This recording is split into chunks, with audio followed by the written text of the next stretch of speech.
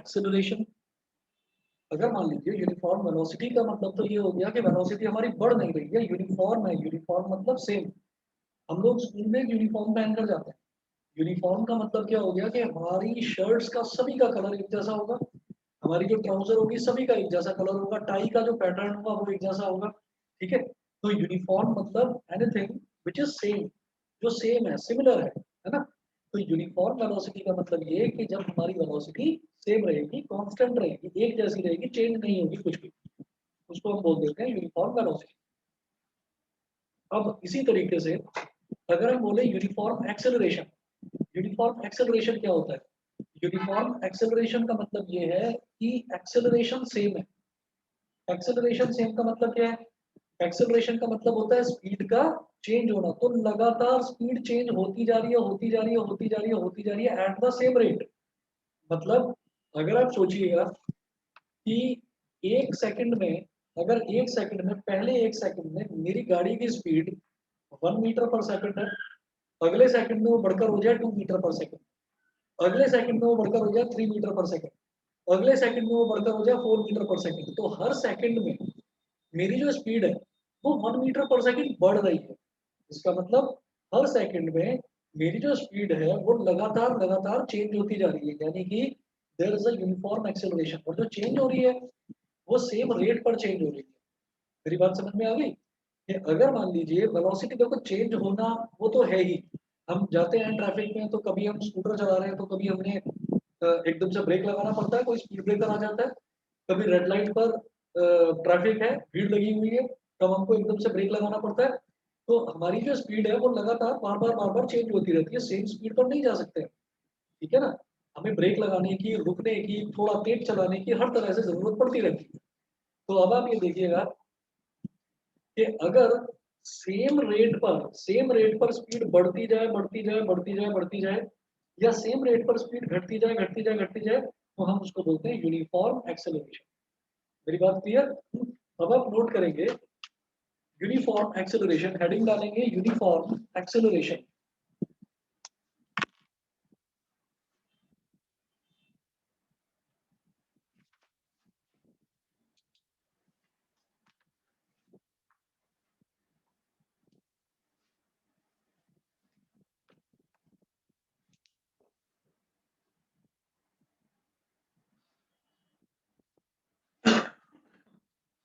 Uniform acceleration, इस पर लिखेंगे a body has a uniform acceleration,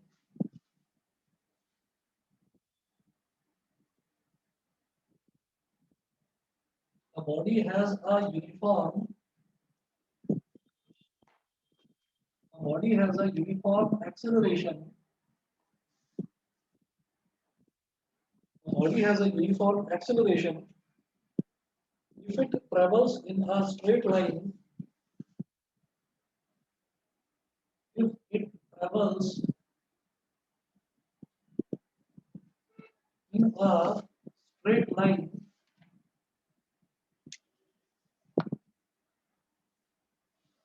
if it travels in a straight line and its velocity increases by equal amounts,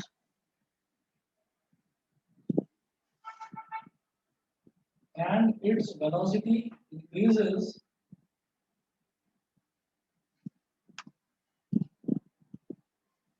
and its velocity increases by equal amounts,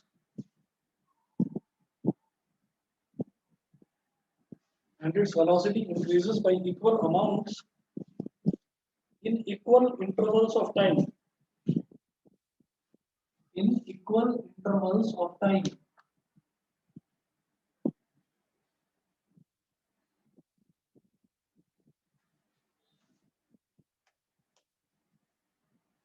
in equal intervals of time। अब बात करते हैं non uniform acceleration की। Non uniform acceleration क्या होता है कि अगर नॉन यूनिफॉर्म एक्सेलरेशन क्या होता है कि अगर थोड़ी थोड़ी देर में कभी अचानक से मैं स्कूटर बहुत तेज चलाने लगता हूँ कि सड़क बिल्कुल खुली मिल गई, कभी अचानक से मैंने स्कूटर को रोक लिया, रोकने का मतलब क्या है कि मेरे को ट्रैफिक मिल गया, कभी अचानक से पता चला कि रास्ते में कोई गड्ढा आ गया, कोई स्पीड ब्रेकर आ गया, तो मेरे को ब्रेक लगाने पड़ गए, है ना। तो this type of speed is known as non uniform acceleration, मतलब कि अचानक से मैंने तेज चलाया, अचानक से मैंने धीमा कर दिया, तो इसको हम बोलते हैं नॉन यूनिफॉर्म एक्सेलरेशन। नेक्स्ट हम हेडिंग डालेंगे non uniform acceleration.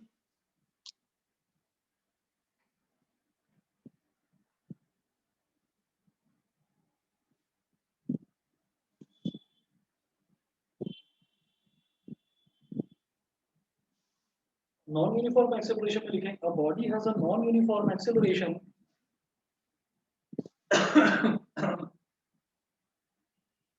a body has a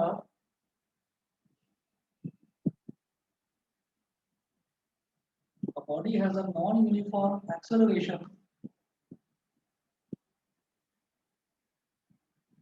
a body has a non-uniform acceleration if its velocity increases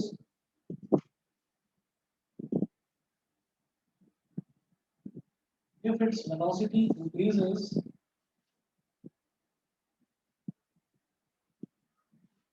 if its velocity increases by unequal amounts by unequal amounts in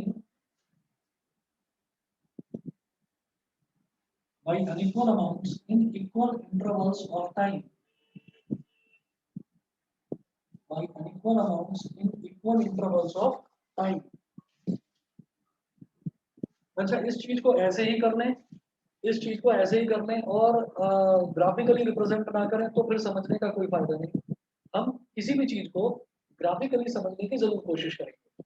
देखिए कैसा करते हैं हम ना, जैसे graph बनाते हैं तो ग्राफ बनाने तो आते होंगे आप लोगों को कि जैसे मान लो हमको एक्स एक्सेस दे रखी है और वाई एक्सेस दे रखी है, तो एक्स का अलग अलग पॉइंट्स लेंगे और वाई के अलग अलग पॉइंट्स लेंगे और दोनों पॉइंट्स जहां इंटरसेक्ट करेंगे उनको हम डॉट से जोड़ते चले जाएंगे, है ना। तो अब आप देखिएगा,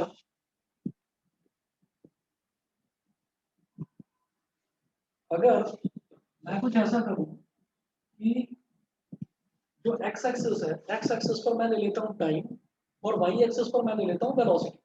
समझ गए, एक्स एक्सिस पर टाइम और वाई एक्सिस पर वेलोसिटी।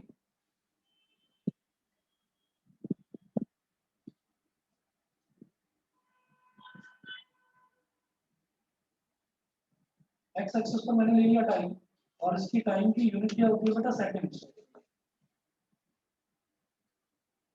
वाई एक्सिस पर मैंने ले लिया वेलोसिटी और वेलोसिटी की यूनिट होती है मीटर पर सेकंड। ठीक है, ये ग्राफ जरूर बनाना और जरा आप समझिएगा। इधर है ओरिजिन, यहाँ है 1 सेकंड, 2 सेकंड, या हाँ चलो ठीक है 1 2 3 4, इतना बहुत है। फिर इधर मैं दिखाऊंगा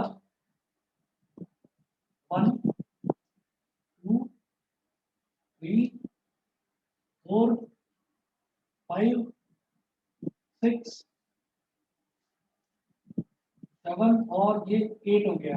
यहाँ तक मैंने ये बोला कि पहले सेकंड में, मतलब 1 सेकंड के अंदर अंदर, मान लीजिए मेरी स्कूटी खड़ी है, मैंने स्कूटी स्टार्ट करी, स्कूटी स्टार्ट करके मैंने पहले सेकंड में कितनी स्पीड तक पहुंचा दिया उसको। जैसे स्कूटी है तो स्कूटी तो रेस्ट से ही स्टार्ट होगी ना, खड़ी हुई थी, स्टेशनरी थी, रेस्ट में थी, यानी कि उसकी वेलोसिटी कितनी थी, 0 थी। फिर मैंने धीरे धीरे धीरे धीरे उसको चलाना शुरू करा, तो उसका 1 सेकंड के अंदर अंदर उसकी वेलोसिटी बढ़कर कितनी हो गई, 1 मीटर पर सेकंड। ठीक है, तो मैंने क्या करा, 1 सेकंड में उसकी वेलोसिटी बढ़कर कितनी हो गई, 2 मीटर पर सेकंड होगी मान लीजिए।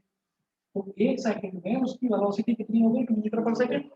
ठीक है, अगर यूनिफॉर्म एक्सेलरेशन है तो अगले 1 सेकंड में भी उसकी वेलोसिटी और 2 मीटर पर सेकंड बढ़ जाएगी।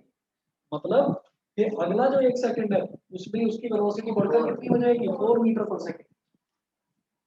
इसमें इसकी वेलोसिटी बढ़कर हो गई 4 मीटर पर सेकंड। अगर यूनिफॉर्म एक्सेलरेशन है तो दो दो, इसमें 2 मीटर पर सेकंड बढ़ी, इसमें 2 मीटर पर सेकंड बढ़ी, तो अगले में भी 2 मीटर पर सेकंड ही बढ़ेगी, जो हो गई 6 मीटर पर सेकंड। अगले में भी 2 मीटर पर सेकंड, यानी कि ये हो गई 8 के ठीक सामने, ये हो गई 8 मीटर पर सेकंड। ठीक है, तो यहां से आप क्या समझते हैं कि ओरिजिन से लेकर और आप एक डॉट्स को इनको ज्वाइन करते चले जाओ, you will see there will be a straight line.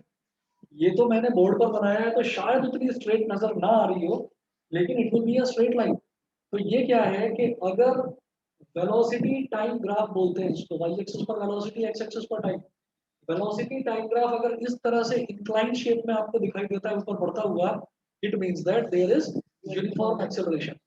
Uniform acceleration का मतलब क्या है? यूनिफॉर्म एक्सेलरेशन का मतलब है कि if it travels in a straight line and its velocity increases y equal amounts in equal intervals of time. बराबर बराबर टाइम इंटरवल है ना, एक एक सेकंड का, तो एक सेकंड में 2 मीटर पर सेकंड, तो अगले एक सेकंड में भी 2 मीटर पर सेकंड, तो 2 + 2 कितना हो गया? 4। ठीक है, अगले एक सेकंड में भी 2 मीटर पर सेकंड, तो 4 + 2 कितना हो गया? 6। अगले एक सेकंड में भी 2 मीटर, तो कितना? 6 + 2 8।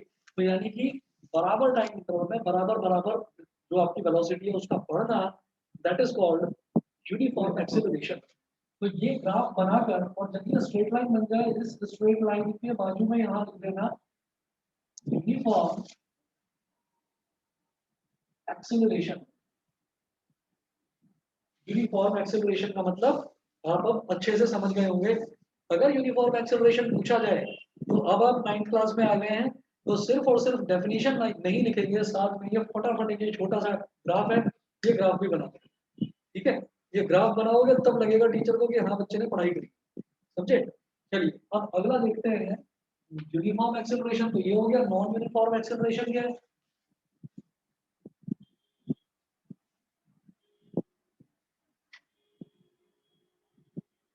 यहाँ पर दिखाया time, time is in seconds, मतलब मैं एक्स एक्सिस पर बेटा टाइम ले रहा हूँ, ये टाइम हो गया एक्स एक्सिस पर, और वाई एक्सिस पर I am talking about velocity, it is in metre per second. ठीक है, ये 0 है और 1 2 3 4। आप ये देखिएगा ऐसे इधर भी ले लेंगे 1 2 3 4। तो कैसा भी ग्राफ आप बना दीजिए, मतलब बस स्ट्रेट लाइन मत बनाना, कैसा भी बना देना। तो मैंने क्या करा, मैंने एक ऐसा ना कर्व बना दिया। इस कर्व का मतलब क्या है कि एक सेकंड में तो इसकी वेलोसिटी सिर्फ इतनी थी, पहले एक सेकंड में इसकी वेलोसिटी कितनी थी, अगर इसको मैं मैच करके देखूं तो इसकी वेलोसिटी लगभग कितनी बैठ जाएगी? 0.2, 0.1 या 0.2। अगले एक सेकंड में इसकी वेलोसिटी बढ़कर कितनी हो गई? लगभग लगभग यहाँ पहुंच गई 1.1। अगले एक सेकंड में इसकी वेलोसिटी देखना, ये कहाँ पहुंच गई? लगभग लगभग 3 पर। अगले एक सेकंड में तो वही इसकी वेलोसिटी बहुत ही ऊपर पहुंच गई है ना। तो इसका मतलब क्या है कि अब उसको खुला रास्ता मिल गया और उसने स्कूटी अपनी दौड़ा दी है बड़ी तेजी से। समझ गए मेरी बात? कि ये जो 3 सेकंड के बाद उसका ट्रैफिक जो है वो क्लियर हो गया है और उसने भगा दिया है पूरी तेज। समझ गए? तो दिस इज कॉल्ड, अगर मैं इस तरीके का एक ड्रास्टिक इंप्रूवमेंट वाला कर्व बनाता हूँ, दैट मींस कि वेलोसिटी इज चेंजिंग या वेलोसिटी इज राइजिंग ड्रास्टिकली, बहुत बुरी तरीके से एकदम से वेलोसिटी बढ़ जाती है। ठीक है, तो पहले जरा सी थी, फिर जरा सी थी, फिर एकदम झटके से बढ़ गई, फिर अगले ही पल हो सकता है कि ब्रेक लगाने पड़े, तो अगले ही पल एकदम वेलोसिटी डाउन आ जाएगी। ठीक है ना? तो कैसा भी ये जो स्ट्रेट लाइन ग्राफ है, this is called uniform acceleration. और जो इस तरीके का बढ़ता है इसको बोल देते हैं नॉन यूनिफॉर्म एक्सेलरेशन, क्योंकि इसमें कुछ भी यूनिफॉर्म नहीं है। नॉन यूनिफॉर्म एक्सेलरेशन क्या समझ में आ गया? ये देवांश और सिमर आप दोनों बताइए। Yes sir. अच्छा, अब इसके बाद एक चीज और है। एक चीज ऐसी है कि आप समझिए कि मौसम बड़ा अच्छा है, सुबह सुबह का टाइम है, 5 या 6 बज रहे हैं और रास्ते में कोई भी नहीं है, ट्रैफिक है ही नहीं। तो ऐसे में क्या है, और रास्ता भी बिल्कुल एकदम क्लियर है, कहीं कोई स्पीड ब्रेकर नहीं है, कुछ भी नहीं है, तो आपकी स्कूटी जो है उसकी ना तो बहुत ज्यादा स्पीड बढ़ेगी, ना बहुत ज्यादा स्पीड कम होगी, उसकी एक ही सेम स्पीड से चलती रहेगी। ठीक है, तो जब सेम स्पीड से चलते हैं तो हम ये क्या बोलते हैं, वो कहलाता है यूनिफॉर्म वेलोसिटी। सेम स्पीड से चलना इज कॉल्ड यूनिफॉर्म वेलोसिटी। तो अब आप ये देखिएगा, यूनिफॉर्म वेलोसिटी के केस में मैं फिर से ग्राफ बनाता हूँ यहाँ पर।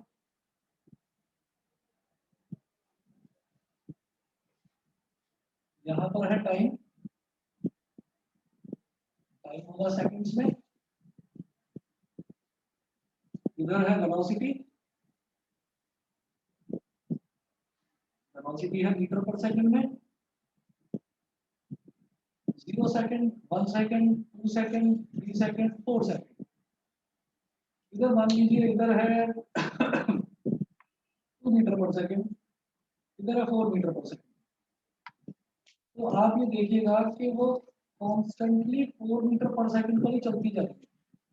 मतलब शुरुआत में देखोगे तो भी हमारी speed 0 metre per second, 1 second पर देखोगे तो भी 4, 2 पर देखोगे तो भी 4, 3 पर देखोगे तो भी 4, 4 पर देखोगे तो भी 4। तो जब एक्स एक्सिस पर मैं दिखा रहा हूँ टाइम, तो this is called time axis also, इसको टाइम एक्सिस को बोलते हैं क्योंकि यहाँ पर मैं टाइम दिखा रहा हूँ। तो जब टाइम एक्सिस के पैरेलल एक लाइन बनती है स्ट्रेट लाइन, तो उस केस में जो हमारी वेलोसिटी होती है that is called uniform velocity, उसको यूनिफॉर्म वेलोसिटी बोल देते हैं। तो लिखिएगा यूनिफॉर्म वेलोसिटी, क्लियर है? यूनिफॉर्म वेलोसिटी, अच्छा यूनिफॉर्म वेलोसिटी के केस में अगर समझ में आ गया हो, यूनिफॉर्म वेलोसिटी के केस में एक्सेलरेशन कितना होगा? एक्सेलरेशन कितना होगा? एक्सेलरेशन का मतलब होता है स्पीड का चेंज होना या स्पीड का बढ़ना। कितना होगा? होगा ही नहीं। तो सही, और अगर कोई चीज होती नहीं है तो उसको क्या बोलते हैं? उसकी वैल्यू क्या होती है? जीरो। इसका मतलब यूनिफॉर्म वेलोसिटी में वेलोसिटी में कुछ चेंज ही नहीं आ रहा है ना, तो हम क्या बोलेंगे उसको कि एक्सेलरेशन जीरो। समझ गए? यूनिफॉर्म वेलोसिटी के केस में my acceleration is equal to zero.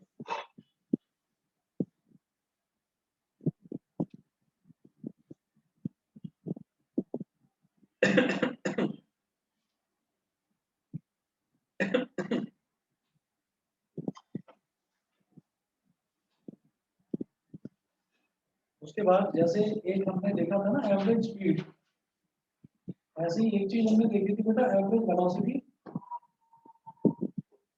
Average velocity का नोट करके लिखेंगे, स्टार बना लेना यहाँ पर और नोट करके लिखना। वैसे तो मैंने बताया था कि एवरेज स्पीड होती है total distance upon total time taken, ठीक है, लेकिन जब एवरेज वेलोसिटी की बात करते हैं तो हम बोलते हैं total displacement upon total time taken. उसके अलावा भी ये मैं स्पेशली क्यों बता रहा हूँ नोट करके लिखवाने को, इसलिए बोल रहा हूँ ये स्पेशल फॉर्मूला है, कई जगह ये भी यूज होता है।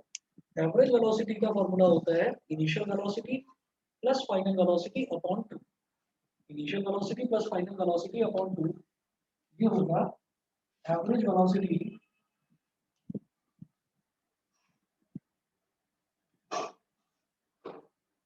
is equal to initial velocity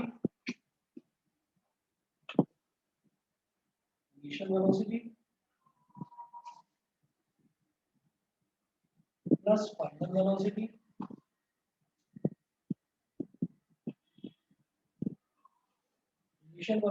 plus final velocity upon, ये हो गया एवरेज वेलोसिटी। ठीक है,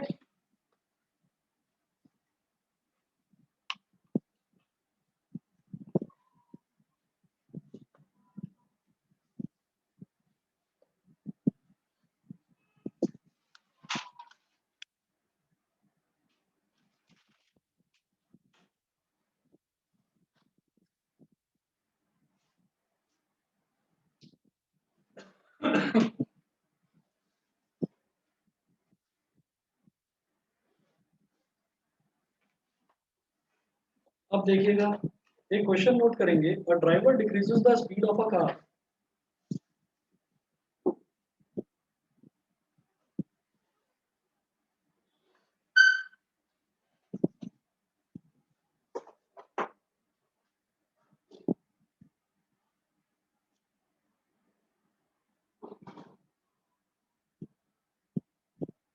A driver decreases the speed of a car. The driver decreases the speed of a car from 25 meter per second to 10 meter per second.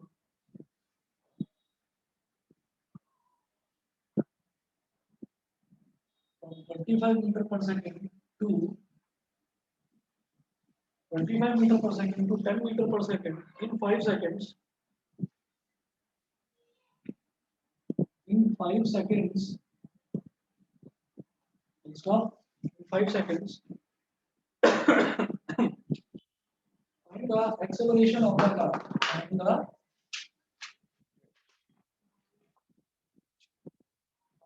acceleration of the car.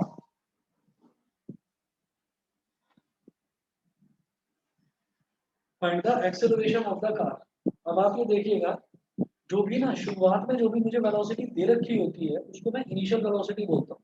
Initial का मतलब होता है शुरुआत वाली चीज, ठीक है। तो इन्होंने क्या बोला, a driver decreases the speed of a car from 25 metre per second to 10 metre per second in 5 seconds, ठीक है। इसका मतलब क्या है कि ओरिजिनली जो कार है वो 25 मीटर पर सेकंड की स्पीड पर चल रही थी, ठीक है। तो जिस जिस स्पीड पर कार चल रही होती है, जिस वेलोसिटी पर कार चल रही होती है उसको मैं बोलता हूँ इनिशियल वेलोसिटी। तो हम लिखेंगे इनिशियल वेलोसिटी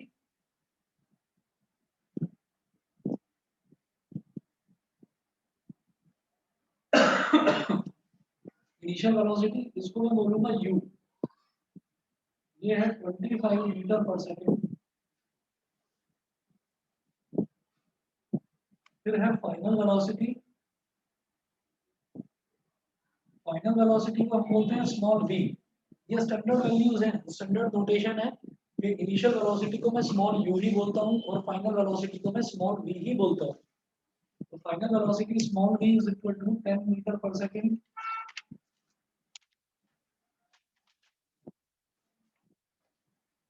और time taken small t is equal to 5 second. कितना टाइम लग रहा है? 5 सेकंड। अब वो पूछ रहे हैं find the acceleration of the car. ये पूछ रहे हैं आपसे, एक्सेलरेशन मतलब ये पूछ रहे हैं। मैं जानता हूँ एक्सेलरेशन का फॉर्मूला होता है change in velocity upon time taken. Change in velocity क्या होता है? Final velocity minus initial velocity upon time taken. तो ये क्या हो जाएगा? v minus u upon t। अच्छा, अब v कितना है? v है बेटा 10 और u है 25। 10 माइनस 25 अपॉन t कितना है? 5। 10 माइनस 25 कितना हो गया?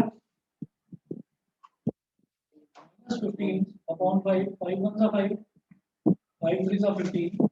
तो एक्सेलरेशन हो गया -3 मीटर पर सेकंड स्क्वायर। ये जो एक्सेलरेशन के आगे नेगेटिव साइन लगा हुआ है ना, नेगेटिव साइन का मतलब ये होता है नेगेटिव एक्सेलरेशन, जिसको हम बोल देते हैं रिटार्डेशन या डिसेलरेशन। रिटार्डेशन का मतलब होता है स्पीड लगातार कम हो रही है, बढ़ती नहीं है, स्पीड लगातार कम हो रही है। ऐसा क्वेश्चन में भी लिखा हुआ है, और ड्राइवर डिक्रीजेस द स्पीड। अच्छा, उन्होंने पहले ही बोला ड्राइवर डिक्रीजेस द स्पीड और मेरा एक्सेलरेशन भी नेगेटिव में आ रहा है, दैट मींस मैंने ठीक करा। समझ गए? तो हम ये कहेंगे, नेगेटिव को ऐसे लिख देते हैं, माइनस लगा के बी ई लिख देते हैं, negative sign means that this is negative sign means that this is retardation. ठीक है, रिटार्डेशन कितना है? 3 metre per second square. 3 metre per second square का retardation.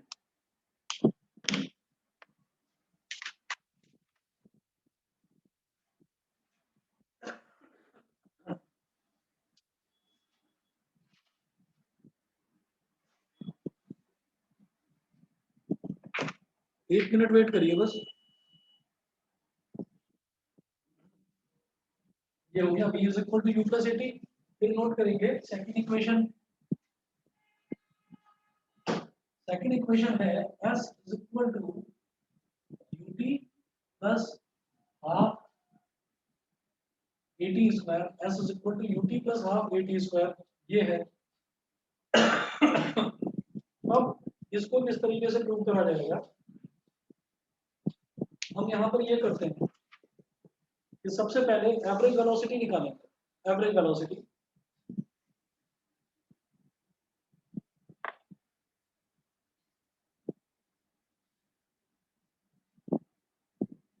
we know that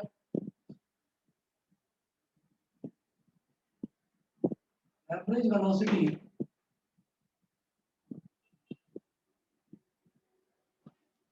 of a body,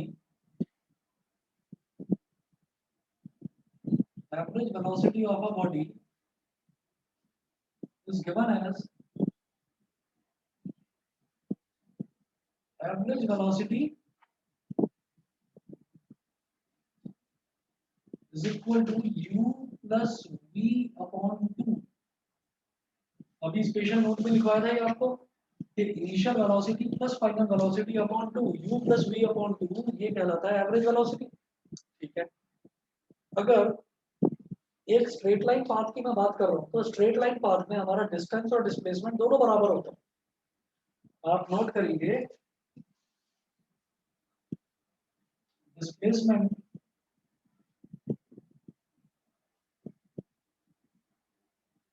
is equal to average velocity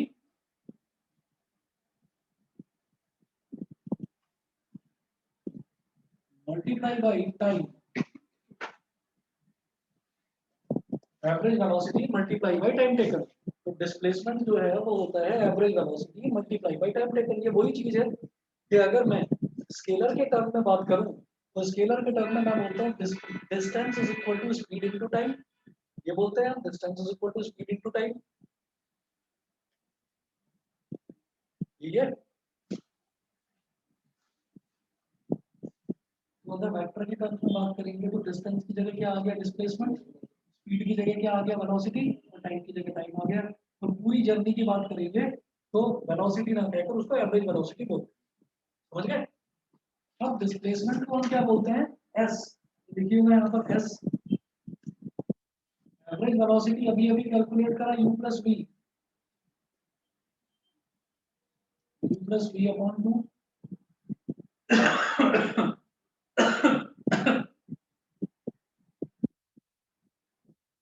u plus v upon 2 multiplied by t। अब क्या करें, अब आप ये देखिएगा कि ये जो v है मैं फर्स्ट इक्वेशन में प्रूव कर चुका हूँ, v की वैल्यू होती है u प्लस एटी। मैं यहाँ लिखूंगा from equation 1 s is equal two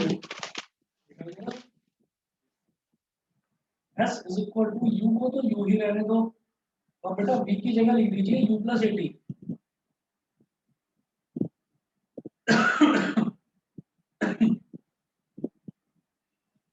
upon 2 multiplied by T, multiplied by T. अब आप देखिए u को तो u ही रहने दिया और v की जगह मैंने लिख दिया u प्लस एटी। अब u प्लस u कितना हो जाएगा 2u, 2u plus eighty upon 2 multiplied by T.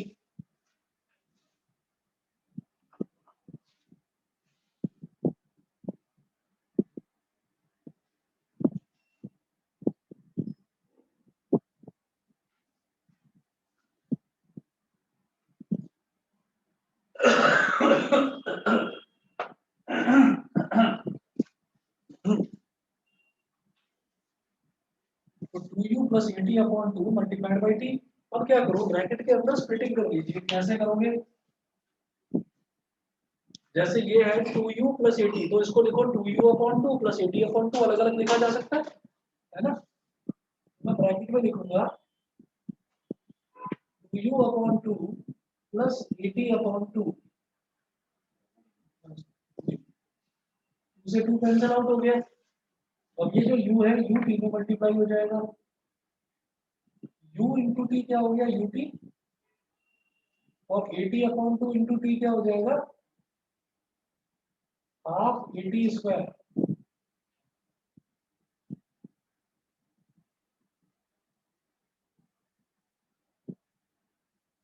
Second equation prove हो गई। समझ गए कि नहीं? दोबारा देखिएगा कि दोनों को स्प्लिट कर दिया तो 2u अपॉन 2 प्लस 80 अपॉन 2, तो 2 से तो 2 कट गया, वो तो आ गया u। अब ये मल्टीप्लाई होगा इसमें तो u इंटू टी क्या हो जाएगा ut, बीच में प्लस का साइन। ये क्या लिखा हुआ है 80/2 बोल रहे या हाफ 80 बोल रहे, एक ही बात है। हाफ 80 80 इंटू टी, अब ए तो वैसे रहेगा लेकिन टी इंटू टी क्या हो जाएगा, टी स्क्वायर, तो हाफ 80 स्क्वायर।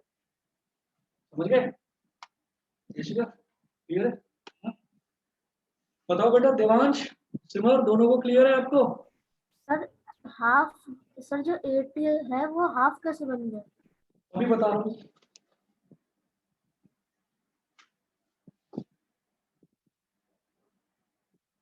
हमने क्या करा कि इनको आप ये देखिएगा, u में t मल्टीप्लाई हो गया, तो u मल्टीप्लाई बाई टी, है ना, बीच में प्लस का साइन, 80/2 मल्टीप्लाइड बाई टी। समझ गए? है ना भाई, डिस्ट्रीब्यूटिव लॉ है कि ये t मल्टीप्लाई हो रहा है इस पूरे ब्रैकेट के साथ, तो t u के साथ भी मल्टीप्लाई होगा, बीच में प्लस का साइन, और t 80/t के साथ भी मल्टीप्लाई होगा। अब u इंटू टी को मैं क्या बोल दूंगा, ut, और ये जो अपॉन में 2 है ना, 80/2, इसको मैं लिख सकता हूँ 1/2 इंटू 80। वो मत लिखो, अपॉन में 2 भी लिख दो तो भी कोई बात नहीं है, एक ही बात है। मैं इसको लिख सकता हूँ plus 1/2 multiplied by 80 into T, क्या हो जाएगा 80 स्क्वायर। समझ गए? यस सर, समझ आ गया। ठीक है ना, मतलब मैं इसको हाफ अलग से लिख सकता हूँ, 1/2 अलग से लिख सकता हूँ। आप चाहो तो 1 इंटू 80 स्क्वायर करेंगे तो 80 स्क्वायर अपॉन 2 भी लिखा जा सकता है, वो भी एक ही बात है। ठीक है, अब देखिएगा, ये हमारी फर्स्ट इक्वेशन हो गई, ये हो गई सेकंड इक्वेशन। सेकंड इक्वेशन के बाद थर्ड इक्वेशन देखिएगा। थर्ड इक्वेशन है v square is equal to u square plus 2as। v square is equal to u square plus 2as। यहाँ पर इसके प्रूफ में मैं दोबारा लिखूंगा,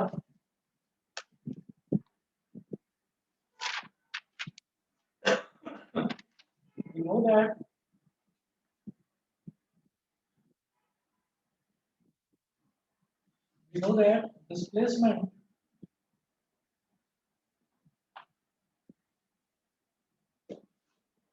बिल्कुल सेम यही वाली चीज, displacement is equal to average velocity into time.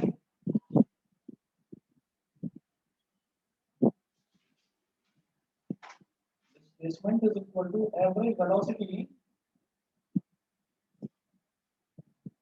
Into time taken. ये हो गया।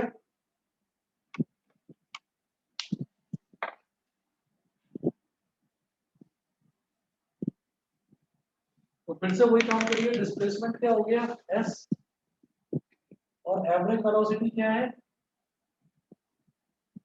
u plus v upon 2 multiply by time. ये हो गया। अब नोट करेंगे from equation 1, from equation 1 v is equal to u plus 80।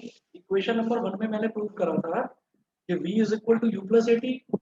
Equation 1 से टाइम t की वैल्यू निकाल दो, स्मॉल t की।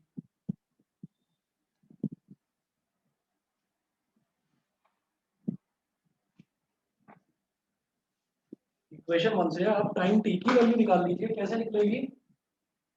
ये जो u है, u को इधर ले आओ,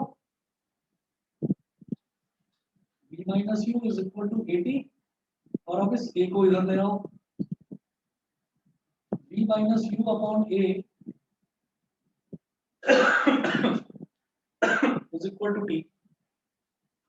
Put this value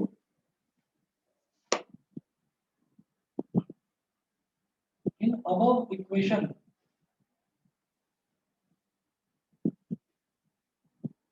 ये जो टाइम की वैल्यू आई है ना, इसको मुझे इस इक्वेशन में डाल देना, सब्स्टिट्यूट कर देना। ठीक है, तो क्या करेंगे, देखो s इज इक्वल टू, ये जो लिखा हुआ है ना u प्लस वी अपॉन 2, मैं u प्लस वी को v प्लस यू भी लिख लूँ तो कोई प्रॉब्लम तो नहीं। u प्लस वी लिखा है या v प्लस यू लिखो, एक ही बात है, मैं पलट कर लिख रहा हूँ।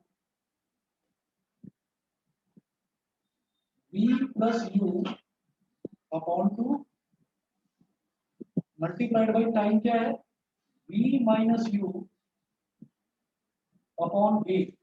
तो ये एक तरह से देखा जाए तो दो रैशनल नंबर्स हैं, और जब दो रैशनल नंबर्स मल्टीप्लाई होते हैं तो डिनोमिनेटर डिनोमिनेटर में मल्टीप्लाई हो जाता है और न्यूमरेटर न्यूमरेटर में मल्टीप्लाई हो जाता है, समझ गए? तो एस क्या हो गया, न्यूमरेटर तो न्यूमरेटर में मल्टीप्लाई हो जाएगा, मतलब B plus U multiplied by B minus U, और डिनोमिनेटर डिनोमिनेटर में मल्टीप्लाई हो जाएगा, मतलब 2a। अब ये 2a को इधर ले आओ, एस से मल्टीप्लाई हो जाएगा, क्रॉस मल्टीप्लिकेशन, ये हो गया 2as और b plus U into B minus U. एक आइडेंटिटी पड़ी होगी, a plus B into A minus B क्या होता है, a plus B into A minus B maths में पढ़ा होगा, a square minus b square। a square minus B square पढ़ा है ना, a plus B into A minus B क्या होता है, a square minus B square. तो b plus U into B minus you क्या हो गया, B square minus U square. अब इस माइनस यू स्क्वायर को इधर ले आओ, प्लस का यू स्क्वायर और ये प्लस का 2as था, यही तो हमारी थर्ड इक्वेशन है, B square is equal to U square plus 2as, B square is equal to U square plus 2as। इसको पलट कर लिख दो बस भाई, बी स्क्वायर को इधर लिख दो, इस पूरे टर्म को इधर लिख दो, बी स्क्वायर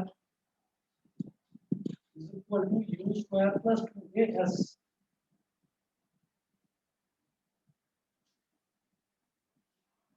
ये आपकी तीसरी इक्वेशन में प्रूव हो गई।